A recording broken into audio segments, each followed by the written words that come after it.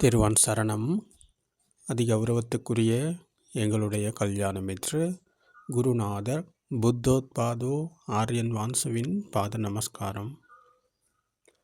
இப்போ நாம் பார்ப்போம், பகவான் புத்தர் அவர்கள் போதிக்கிறார்கள், ஆன்மா என்று ஒன்று கிடையாது, ஆன்மா என்ற துஷ்டியில்தான் நாங்கள் இருக்கிறோம். இதைத்தான் பகவான் புத்தர் அவர்கள் கூறுகிறார்கள். ஆன்மா அப்படின்னு கிடையாது, ஆன்மா என்ற துஷ்டி ஒன்று ஏற்படுத்தி கொண்டு அதில் தான் நாங்கள் இருக்கிறோம் என்று தான் பகவான் புத்தர் அவர்கள் போதிக்கிறார்கள். அப்போ நொடிக்கு நொடி நாங்கள் பிறக்கிறோம் இறக்கிறோம், நொடிக்கு நொடி நாங்கள் இந்த எண்ணங்களில் பிறக்கிறோம் இறக்கிறோம். அப்போ எண்ணங்களில் தான் நாங்கள் பிறக்கிறோம் இறக்கிறோமே தவிர இந்த உடல் அல்ல, பிறப்பது உடல் அல்ல, மனம்தான் பிறக்கிறது இறக்கிறது என்று பகவான் புத்தர் அவர்கள் போதிக்கிறார்கள். அப்போது ஒரு மனிதன் இறந்து விட்டார் அப்படின்னு நாங்கள் இன்றைக்கி சொல்கிறது அந்த அவருடைய மூச்சு நின்றதைத்தான் இறந்து விட்டார் என்று சொல்கிறோம். அப்போது மூச்சு நின்றதன் பிறகு அந்த பாடியில் மூச்சு நின்றதன் பிறகு அப்போ சென்சர்கள் எல்லாமே இயங்காமல் நிற்கிது. அப்போ இயங்காமல் நிற்கும் போது அப்போ அதுக்கு செயல் இழக்கப்பட்ட போது அங்கே மூச்சு நிற்கிறது. மூச்சு நின்றதன் பிறகு நாங்கள் சொல்கிறோம் செத்து போயிட்டார், இறந்துட்டார் அப்படின்னு சொல்லி. அப்போ இறந்தது உடலா மனமா என்று கேட்டால் உடல் அல்ல, இறந்தது உடல் அல்ல, மனம்தான் இறந்தது. அப்போ மனம்தான் இங்கே பிறக்கிறது இறக்கிறது என்று பகவான் புத்தர் அவர்கள் கூறுகிறார்கள். அப்போது மனம் அங்கே இல்லை என்றால், மூச்சு இல்லை, மூச்சு காற்று நின்று விட்டதென்றால் மனம் அங்கே இல்லை, ஆன்மா என்பது அங்கே கிடையாது. அப்போது அப்படி ஒன்று இல்லைன்றப்போ அங்கே மூச்சு நின்று விடுகிறது. அப்போது மனம் இல்லாத போது அந்த உடல் என்பது அது ஒரு டெட் பாடி என்று நாங்கள் சொல்கிறோம். அது இறந்து விட்டதுன்னு சொல்கிறோம். அப்போ இறந்து விட்டது உடலாக இறந்து விட்டது இல்லை, உடல் இறந்து விடலை. அப்போ அதை என்ன செய்கிறோம், புதைக்கிறோம், இல்லாட்டி எரிக்கிறோம், ஏதோ ஒன்று செஞ்சு அதை இல்லாமாக்குறோம். அப்போது மனம் பிறந்து இறக்கும் போது அந்த இறந்த மனம் இன்னொரு இடத்துல போயிட்டு உருவாகுது. அப்போ அவருடைய மானிய மக்கரோ அதிமானிய குக்குரோ என்பதை போல் அவர் ஈகோவின் காரணமாக ஆன்மா என்ற துஷ்டியில் இருந்தார். அவர் துஷ்டியில் இருந்ததன் காரணமாக அவருக்கு ஈகோ இருந்தது. அப்போது இந்த ஈகோவின் காரணமாக அவர் குரங்காகவோ அவள் நாயாகவோ ஏதோ ஒரு உயிராக அவர் பிறப்பார். இப்போ இதுதான் இந்த கர்ம பூமியின் விளைவு. கர்மத்தை சுமந்து கொண்டு கர்மா என்கிற இந்த ஆன்மா என்கிற துஷ்டியில் இருப்பவர் இதுதான் இங்கே நடக்கிறது. அப்போ இது சிஸ்டமேட்டிக்கலி நடந்து கொண்டிருக்கிறது. இப்போ இது யாரும் செய்வது கிடையாது, இந்த யாரும் வழி நடத்துவதும் கிடையாது. கடவுளோ இறைவனோ ஆண்டவனோ அல்லாவோ யாருமே இதை வழி நடத்துவங்க கிடையாது. பரமாத்மா அப்படின்னுங்கெல்லாம் இங்கே ஒரு கதையும் கிடையாது. அப்போது இங்கே இந்த சிஸ்டம் ஒன்று நடக்குது. அப்போ சிஸ்டமேட்டிக்கலி இது நடந்து போய்கொண்டே இருக்கிறது. அப்போ இந்த சிஸ்டத்திலிருந்து நாங்கள் விலகி கொள்ளத்தான் சத்தியத்தை கையாள வேண்டியிருக்கிறது. சிஸ்டத்தை நாங்கள் புரிஞ்சு கொண்டால் சிஸ்டத்திலிருந்து நாங்கள் விடுதலை அடைவோம். சிஸ்டத்தில் நாங்கள் விடுதலை அடைந்து விட்டால் நாங்கள் அப்போது பிறப்பு இறப்பு என்ற பயணத்திலிருந்து விடுதலை அடைவோம். இப்போ இதைத்தான் பகவான் புத்தர் அவர்கள் போதனை செய்கிறார்கள். அப்போது நொடிக்கு நொடி இந்த எண்ணங்கள் வருது போகுது அப்படின்னு சொன்னால் நாங்கள் நொடிக்கு நொடி பிறக்கிறோம் இறக்கிறோம். அப்போ பிறப்பு இறப்பு என்பது இந்த மனதில் தான் நடந்து கொண்டிருக்கிறது, எண்ணங்களில் தான் நடந்து கொண்டிருக்கிறது. அப்போ இதில் உண்மையை கண்டு சத்தியத்தை கண்டதன் பிறகு அது கையாளும் போது, நடைமுறையில் கையானது பிரத்யக்ஷம் அடையும் போது, அப்போ பிறந்த இறந்த ஒருத்தர் இங்கே இல்லை என்ற சத்தியத்துக்குள் அவர் உணரத் தொடங்குகிறார் சத்தியத்தை.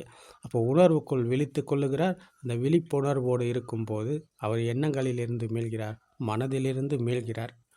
அப்போது மரணத்தை வென்ற சுபாவம் இதுதான், மரணத்திலிருந்து விடுதலை அடைந்த சுபாவம் இதுதான் என்று பகவான் புத்தர் அவர்கள் போதிக்கிறார்கள்.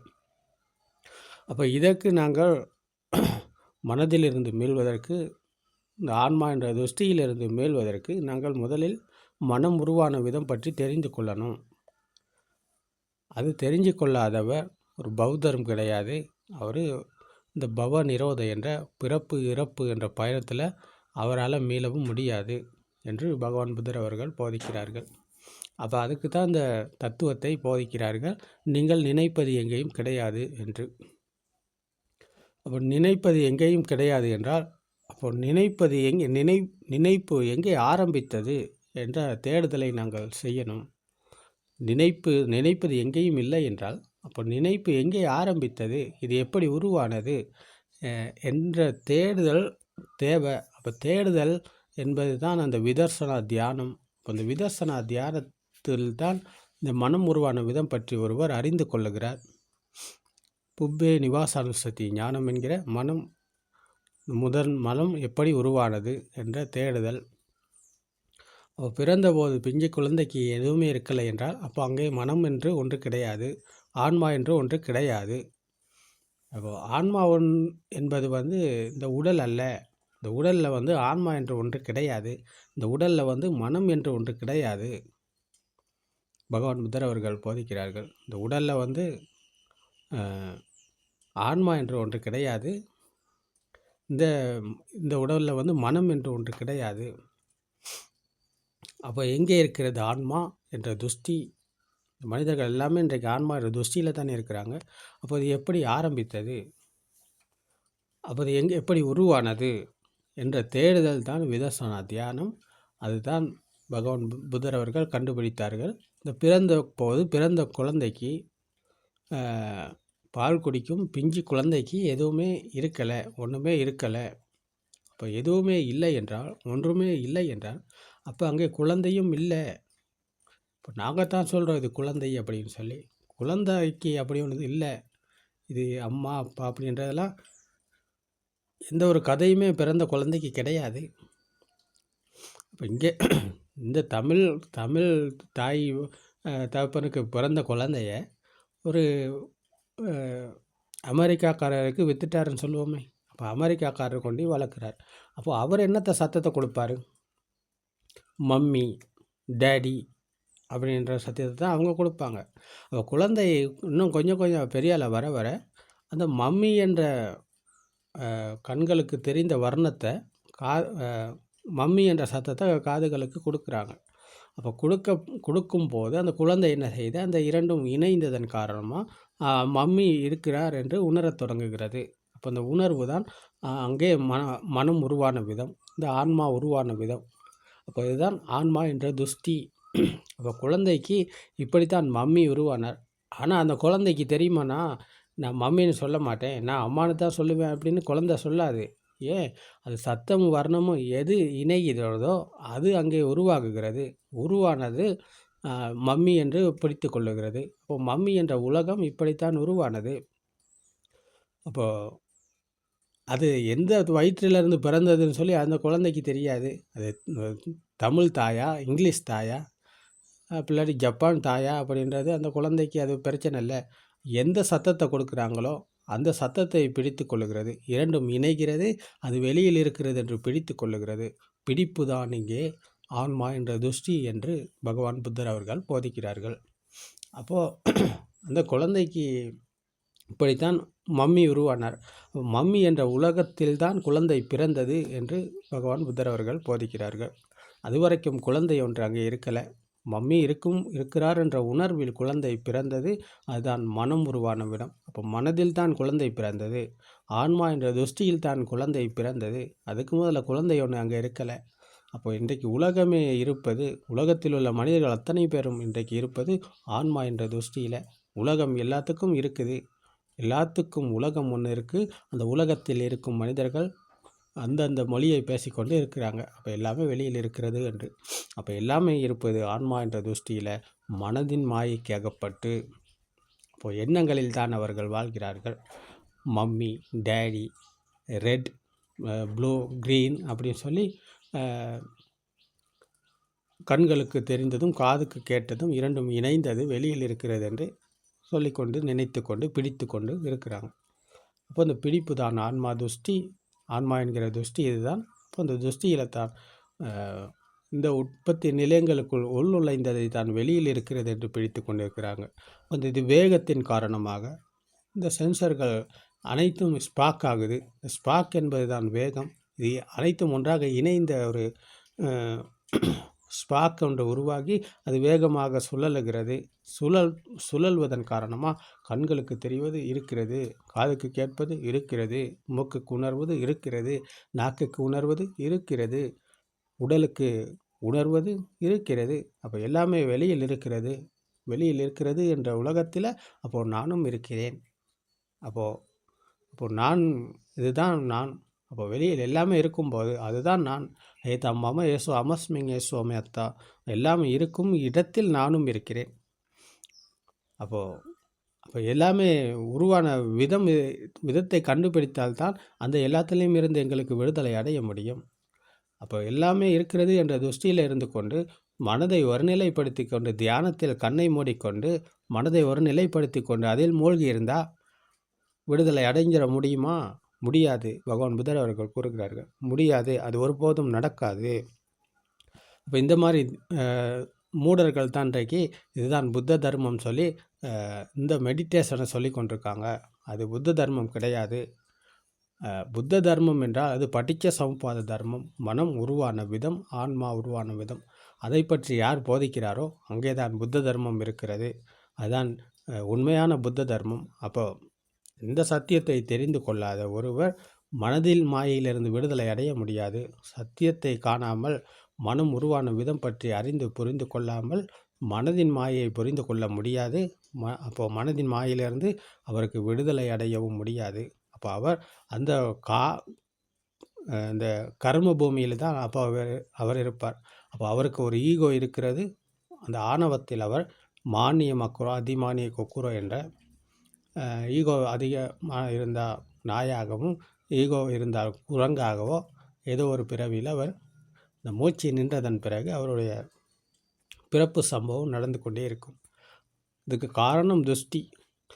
துஷ்டியிலிருந்து நாங்கள் மீண்டால் அப்போ அப்படி ஒன்று இங்கே கிடையாது. அப்போது இந்த சத்தியத்தை புரிந்து கொண்டால் அப்போ இங்கே உலகம் ஒன்று கிடையாது. கண்களுக்கு தெரிவது இல்லை, காதுக்கு கேட்பது வெளியில் இல்லை.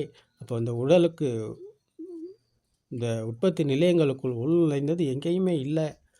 அப்போது உள்நுழைந்தது வெளியில் இருக்கணுமா இருந்தால் அப்போ இறந்து போன டெட் பாடிக்கும் கண் இருக்குது, காது இருக்குது, மூக்கு நாக்கு உடல் எல்லாமே இருக்குது. அப்போ அந்த உடலுக்கு ஏன் இப்போ இயங்காத போது அதுக்கு ஏன் அதை நாங்கள் குழியில் புதைக்கிறோம்? அப்படிலாட்டி ஏன் எரிக்கிறோம்? அதில் வேலை இல்லை, அது அவ்வளோத்தான். அதன் கதை முடிஞ்சால் அதை வச்சுருந்தா அழுகி போயிடும். அதனால் நாங்கள் அதை தீ வைக்கிறோம், அப்படிலாட்டி புதைக்கிறோம். ஆனால் அதுக்கு உண்மையிலுமே அப்படின்னா கண் இருக்குது தானே. அப்போ கண் இருந்து அப்போ அதுக்கு ஏன் கண் இருந்தாப்புல ஏன் கண்ணுக்குள்ளே ஏன் சென்சர் இயங்க மாட்டேங்குது? இயங்காத போது அங்கே இயங்குகிற வரைக்கும் தான் கண்களுக்கு வர்ணம் தெரிஞ்சால் தான் அது நாங்கள் வெளியில் இருக்குதுன்னு சொல்கிறோம். தெரிவதை தான் வெளியில் இருக்குதுன்னு சொல்கிறோம். கண் தெரியலைன்னா அப்போ வெளி உலகம் ஒன்று இருக்குதா? கண்ணை மூடிக்கிட்டு பாருங்கள், நல்லா கண்ணை மூடுங்க. கண்ணை மூடிக்கிட்டு வெளியில் பாருங்கள் ஏதாவது இருக்குதா அப்படின்னு சொல்லி. காதையும் மூடுங்க. காதை நல்லா அழுத்தி மூடிக்கொண்டு வெளியில் ஏதாவது எங்கேயாவது சத்தம் ஒன்று இருக்கா அப்படின்னு பாருங்கள். இல்லை, அப்படி ஒன்று கிடையாது, அப்படி ஒன்று இல்லை. பகவான் புத்தர் அவர்கள் போதிக்கிறார்கள், கண்களுக்கு தெரிவது நான் எனக்கு தெரியுதுன்னு நினைக்கிறேன், காதுக்கு கேட்பது நான் எனக்கு கேட்குதுன்னு சொல்லி நான் நினச்சி கொண்டிருக்கேன். அப்போ இந்த நினைப்பு தான் எங்களை மூடனாக்கி வைத்து கொண்டிருக்கிறது. நினைப்பு தான் மாயை, நினைப்பு தான் கற்பனை. அப்போ கற்பனையில் உண்மை கிடையாது, எல்லாமே பொய். பொய்யிலிருந்து நாங்கள் விடுதலை அடையணுமா இருந்தால் இந்த உற்பத்தி நிலையங்களிலிருந்து நாங்கள் விடுதலை அடையணும். இப்போ இதுதான் காரணம், அதன் பலன் என்ற சத்தியம். ஏத்தும் படிச்ச சம்பூதா ஏத்துபங்கா நிருஜ்ஜதி. காரணத்திலிருந்து விடுதலை அடைந்தால் அதன் பலன் என்ற ஆன்மா என்ற துஷ்டியிலிருந்து நாங்கள் விடுதலை அடைவோம். அப்போ காரணத்தின் விளைவாக வந்ததே ஆன்மா என்ற துஷ்டி. காரணம்தான் உற்பத்தி நிலையங்கள். அப்போ உற்பத்தி நிலையங்களுக்குள் உள்நுழைந்தது வெளியில் இருக்கிறது என்று சொல்வது ஆன்மா என்ற துஷ்டி. அப்போ துஷ்டியில் தான் நாங்கள் இருக்கிறோம். துஷ்டியிலிருந்து மீண்டால் வெளி உலகம் உண்மையாகுமா? உண்மையாகாது. உற்பத்தி நிலையங்களால் உருவானது வெளியில் இருக்கிறதா? வெளியில் இல்லை. அப்போ இந்த சத்தியத்தை புரிந்து கொண்டவர் உலகத்தை வெல்கிறார். அப்போது இங்கே ஏதாவது அவருக்கு இருக்குதா? இல்லை. அப்போ இந்த சுபாவ தர்மமும் அவரும் ஒன்று தான். இந்த மரமும் அவரும் ஒன்று தான். இந்த செடியும் அவரும் ஒன்று தான். இந்த பூவும் அவரும் ஒன்று தான். இந்த காற்றும் அவரும் ஒன்று தான். இந்த இந்த பூமியில் எதை நாங்கள் பார்த்து எதை கேட்டு எதை உணர்ந்தாலும் அந்த அவை அனைத்தும் இவரும் ஒன்று தான். அப்போ இவர் வேறு அது வேறு அப்படின்னு ஒன்று கதை கிடையாதுங்க. எல்லாமே ஒன்று தான் என்ற சமநிலையை அடைகிறார். அப்போது இந்த மரத்துக்கு மழை பெய்யுது, மழை பெஞ்சா மரம் என்னைக்காவது எனக்கு குளிர் அதிகம் சொல்லி மரம் சொன்னதில்லை. இப்போ அதே போல் அந்த நிலைக்கு வருகிறார் இவர். காற்று வீசுது, கிளைகள் அசையுது. அப்போது அதே போல் இவருடைய செயல்பாடுகள் நடக்குது. கை கால் அசையுது, இவருடைய வேலை செய்கிறாரு, இவர் பயணம் போகிறார் வாராரு, எல்லாமே நடக்குது. இப்போ அந்த மரத்தை போல் இவருடைய செயல்பாடுகள் நடக்குது. அந்த மரத்தை போல் இவருக்குள்ள ஒருத்தர் கிடையாது. அங்கே ஆன்மா என்ற துஷ்டி ஒன்றும் இல்லை. துஷ்டியிலிருந்து மீண்டு இந்த சுபாவ தர்மத்தோடு இணைகிறார். அவர் சுபாவ தர்மமும் அவரும் ஒன்றுதான். இங்கே தான் புத்த சுபாவம் இருக்கிறது. அப்போ இந்த புத்த சுபாவத்தை அடைந்தவர் துஷ்டியிலிருந்து தான் விடுதலை அடைகிறார். இப்போ இந்த துஷ்டியிலிருந்து விடுதலை அடைந்தவர் உலகத்தை வெல்கிறார், மரணத்தை வெல்கிறார். அப்போ இதுதான் பகவான் புத்தர் அவர்கள் போதனை செய்கிறார்கள். நீங்கள் நினைப்பது எங்கேயும் கிடையாது. அப்போ நினைச்சு கொண்டு இருக்கிறதுனால தான் எங்களுக்கு இன்றைக்கி எல்லாமே இருக்குது. இப்போ நினைப்பிலிருந்து நாங்கள் விடுதலை அடைந்து விட்டால் எல்லாமே ஒன்று தான். அவர் உலகத்தை வென்றாலும் இந்த உலகத்தில் தான் வாழ்வாள். உலகத்தை வென்று இந்த உலகத்தில் அவர் வாழ்வார். ஆனால் அவர் சத்தியத்தை புரிந்து உணர்ந்திருக்கிறார். அவர் இந்த உலகத்தை விரும்பவும் மாட்டார், அதை வெறுக்கவும் மாட்டார். அந்த வெறுப்பு இரண்டிலும் இருந்து மீண்ட மரத்தை போல அவர் வாழ்வார். மரம் வெயில் அடித்தாலும் ஒன்று தான், மரத்துக்கு மழை பெய்தாலும் ஒன்று தான். குளிராக இருந்தாலும் காற்றாக இருந்தாலும் சூடாக இருந்தாலும் எல்லாமே ஒன்று தான் மரத்துக்கு. எதையுமே அதுக்கு இது அதிகமாக இருக்குது, இது என்ன வெறுப்பாக இருக்குது, எனக்கு பிடிக்கலை அப்படின்னு சொல்லி மரம் என்றைக்குமே சொல்லாது. அப்போ அதே போல் இது இதமாக இருக்குது, இது நல்லா இருக்குது அப்படின்னு சொல்லி எதையுமே விரும்பாது மரம். இப்போ மரத்துக்கு எல்லாமே ஒன்று தான் என்பதை போல் இவருக்கும் எல்லாமே ஒன்று தான். எல்லாமே ஒன்று தான். அப்போது எதுவாக இருந்தாலும் அவர் ஏற்றுக்கொள்வார். அவர் அதை விரும்பவோ வெறுக்கவோ மாட்டார். இது சுபாவத்தின் தன்மை. சுபாவத்தின் தன்மையை அவர் விரும்பாமல் வெறுக்காமல் அதை ஏற்றுக்கொள்வார். அங்கே தான் திருப்தி இருக்கிறது. அந்த திருப்தி இந்த எளிமை தன்மையில் தான் இருக்கிறது. அந்த எளிமையான நிலை, தூய்மையான நிலை, பிரபாஸ்பரமான நிலை, இதுதான் புத்த நிலை. இந்த புத்த சுபாவத்தை அடைவது என்பது இந்த பட்டிச்ச சமுப்பாத தர்மத்தில் தான் இருக்கிறது. மனம் உருவான விதம் பற்றி அறிந்து புரிந்து கொண்டு மனதின் மீளும் வழியில் பயணம் செய்து முற்றுமுழுதாக மனதிலிருந்து விடுதலை அடைந்தால் இங்கே புத்த சுபாவம் இருக்கிறது. இந்த புத்த சுபாவத்தை அடைந்த போது அவர் மீண்டும் மனதின் மாயைக்கு அகப்பட மாட்டார். மனம் சொல்வதை செய்ய மாட்டார். மனதின் பின் போக மாட்டார். எண்ணங்களிலிருந்து மீண்டவர் எண்ணங்களை உண்மை என நம்ப மாட்டார். எண்ணங்களிலிருந்து விடுதலை அடைந்தவர் உலகத்தை வென்று புத்த சுபாவத்தை அடைகிறார். அப்போது இங்கே ஏதும் இல்லை ஒன்றும் இல்லை, ஏதும் இல்லை ஒன்றும் இல்லை என்றால் அப்போது நாங்கள் நினைப்பது தான் எங்கேயும் ஏதும் இல்லை. நாங்கள் நினைப்பிலிருந்து தான் விடுதலை அடைகிறோம், எண்ணங்களிலிருந்து தான் விடுதலை அடைகிறோம். அப்போ நினைப்பிலிருந்து விடுதலை அடைந்த பிறகு மறுபடியும் அவருடைய எண்ணங்கள், மனதுக்கு எண்ணங்கள் வரும் போகும். அவருடைய மூச்சு நிற்கும் வரை அவருடைய செயல்பாடுகள் எல்லாமே வழக்கம் போல் நடக்கும். இந்த மரத்தை போல் அவர் வேலைக்கு போவார், தொழில் செய்வார், ஆஃபீஸ் போவார், பாடசாலைக்கு போவார், வீட்டில் உள்ள வேலைங்களை செய்வார். என்ன செய்யணுமோ அதை எல்லா காரியத்தையும் அவர் வழக்கம் போல் செய்வார். அதில் எந்த ஒரு மாற்றமும் கிடையாது. ஆனால் அவர் மனதில் எரிந்து கொண்டிருந்த தீதான் முற்று முழுதாக இங்கே அணைகிறது. இந்த தீயில் தான் இன்றைக்கு உலகம் வெந்து கொண்டிருக்கிறது. ஒரு யுத்தம் வந்தாலும் மனதில் இருந்த எண்ணங்களால் தான் அவர் யுத்தத்தை செய்கிறார். மனதில் இருந்த மனதில் அவரை எதிராளியை கொல்லணும், அவரை குத்தி கொல்லணும், அவரை சுட்டு கொல்லணும், அவரை வெட்டி கொல்லணும் அப்படின்ற எண்ணங்கள் எல்லாம் தோன்றுவது மனதில். அவன் மனம் சொல்வதை தான் அவர் செய்கிறார். அவன் மனதின் பின் போய் போய் இன்றைக்கு உலகமே சுடுகாடாகி போய் கொண்டிருக்கிறது. அப்போ இந்த சத்தியத்தை புரிந்து கொண்டால் அப்போ அவர் யுத்தம் செய்வாரா? இல்லை, அவர் சாந்த சுவையில் இருப்பார். அப்போ அவரிடமிருந்து யாருக்கும் எந்த ஒரு தீங்கும் நடக்காது. அப்போ இதுதான் உபாதான ஸ்கந்தையிலிருந்து மீண்ட சீலம் என்று பகவான் புத்தர் அவர்கள் போதனை செய்கிறார்கள். உபாதான ஸ்கந்தை என்றால் நாங்கள் பிடித்து கொண்டிருந்தோம், வெளியில் எல்லாமே இருக்கிறது என்று. அப்போ அந்த பிடிப்பிலிருந்து விடுதலை அடைந்த போது அங்கே உபாதான கிடையாது, பிடித்து கொண்ட சுபாவம் கிடையாது. பிடித்து கொண்ட சுபாவத்திலிருந்து நாங்கள் மீளும் போது இதான் உபாதான ஸ்கந்தையிலிருந்து மீண்ட சீலம் ஆரிய காந்த சீலம் என்று பகவான் புத்தர் அவர்கள் போதனை செய்கிறார். இந்த ஆரிய காந்த சீலம் என்றால் ஆரியர்கள் பின்பற்றும் சீலம். அப்போ அவரிடமிருந்து வார்த்தைகள் கூட யாருக்கும் கெட்டது நடக்காது, அவருடைய செயல்களில் யாருக்கும் எந்த ஒரு தீங்கும் நடக்காது. அவருடைய எண்ணங்களிலும் அவர் மீண்டு விட்டால், எண்ணங்களுக்கு வேல்யூ இல்லை என்றால், மனதுக்கு வரும் எண்ணங்களுக்கு வேல்யூ ஒன்று கிடையாது, மதிப்பு ஒன்று கிடையாது, பெருமதி ஒன்று கிடையாது என்றால், அப்போது அந்த இடத்துல அவரே இல்லை. அந்த இடத்துல அவரே இல்லை என்றால் அங்கே சாந்தமான இனிமையான சுவை, அந்த சுவையில் அவர் இருக்கிறார். அவரிடமிருந்து ஒரு எறும்புக்கேனும் எந்த ஒரு தீங்கும் நடக்காது. ஏன் அப்படி ஒன்று கிடையாது. வெளியில் இருக்கிறது என்ற துஷ்டியில் இருப்பவருக்கு தான் எல்லாமே இருக்குது. அப்போ அதை பெற்றுக்கொள்ளவோ அதை அடைவதற்கோ அப்படி இல்லாட்டி அதை இல்லாமல் செய்வதற்கோ அவருடைய செயல்பாடுகள் நடக்கும்.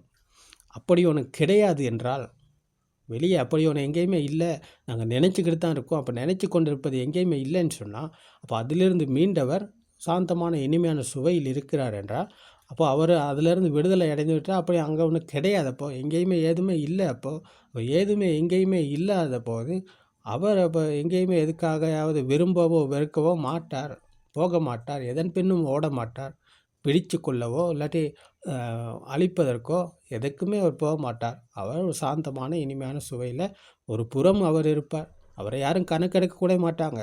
ஏன், அவர் ஒரு ஏதோ சமூகத்தில் பெரிய அந்தஸ்து இல்லாதவராக இருக்கலாம், அவர் பெரிய பந்தாக்காரராக இல்லாமல் இருக்கலாம், அவர் ஒரு பக்கம் இல்லை, ஒரு சாதாரண ஒரு எளிமையான வாழ்க்கையை வாழ்பவராக இருக்கலாம். அவர் அப்படித்தான் இருப்பார். அவர் அப்படியும் இருப்பார், அப்படி இல்லாமல் சாதாரணமாகவும் இருக்கலாம்.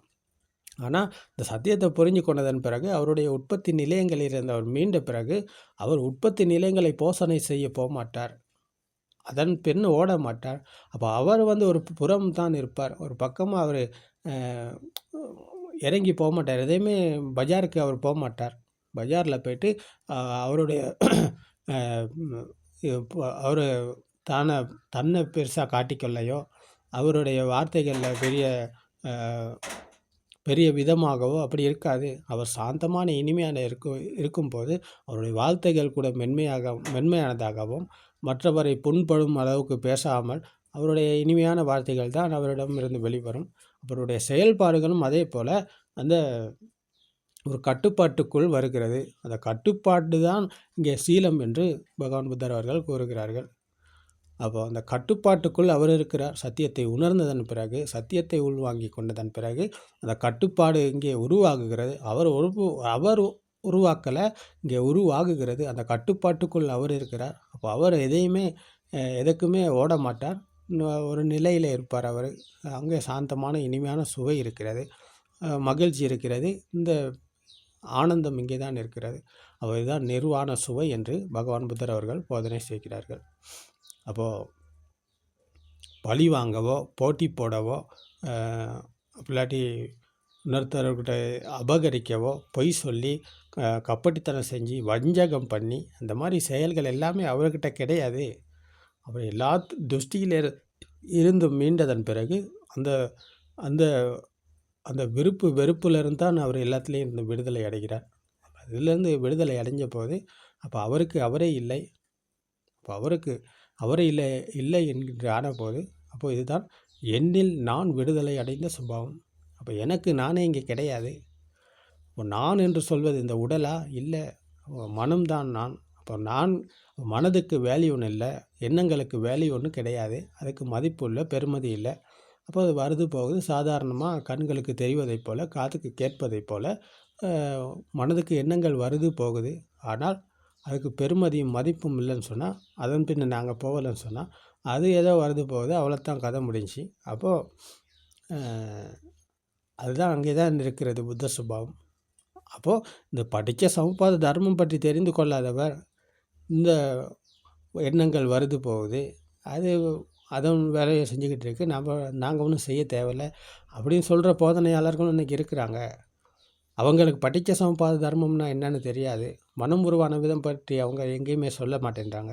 அப்போ அதை சொல்லாமல், அது தெரிஞ்சு கொள்ளாமல், மனம் உருவான விதம் பற்றி தெரிந்து கொள்ளாமல், மனதின் மாயிலிருந்து விடுதலை அடையும் வழி அவங்க சொல்கிறாங்கன்னு சொன்னால், அது உண்மையான புத்த தர்மம் கிடையாது. அது உண்மையானது கிடையாது, போலியானது, அது பொய்யானது. அவர்கள் இருப்பதும் கற்பனையில். அவர் மானிய மக்குரோ அதிமானிய கொக்குரோ என்ற துஷ்டியில் அவங்க இருக்கிறாங்க. அப்போ அவங்க பிறப்பு இறப்பு என்ற பயணத்தில் விடுதலை அடையலை. அவங்களுக்கு பிறப்பு இறப்பு என்ற பயணம் இருக்கிறது. துஷ்டியில் இருப்பவர் பிறப்பார், துஷ்டியில் இருந்து மீண்டவர் மீண்டும் பிறக்க மாட்டார். ஏன்? பிறப்பதற்கு உலகம் ஒன்று இல்லை அவருக்கு. துஷ்டியில் இருக்கும் வரைக்கும் உலகம் இருக்கிறது. துஷ்டியிலிருந்து மீண்ட பிறகு உலகத்தை வெல்கிறார். அப்போ உலகம் ஒன்றும் இல்லைன்னா அப்போ அவர் மரணத்தை தான் வெல்கிறார். இப்போ மரணத்தை வென்ற சுபாவம் தான் புத்த சுபாவம். அந்த புத்த சுபாவத்தை அடைய உங்களுக்கும் இந்த சத்திய தர்மம் துணையாக இருக்கும். திருவன் சரணம்.